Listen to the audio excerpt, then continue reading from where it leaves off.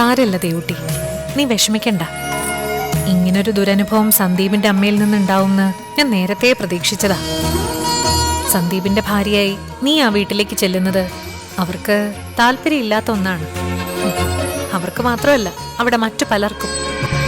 അതുകൊണ്ട് തന്നെ നിങ്ങളെ തമ്മിൽ വേർപിരിക്കാനുള്ള ശ്രമങ്ങൾ പലപ്പോഴും അവരിൽ നിന്നുണ്ടാവും.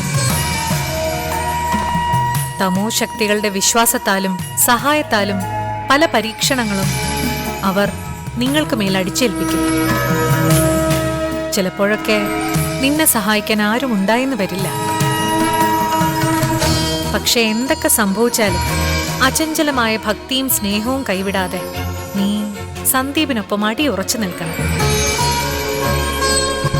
മനസ്സ് വല്ലാതെ ആശയക്കുഴപ്പങ്ങളിലും സങ്കീർണതകളിലും വീണു പോകുന്ന നിമിഷം സാക്ഷാൽ മൂകാംബികാമ്മയെ മനസ്സിരുത്തി പ്രാർത്ഥിക്കണം.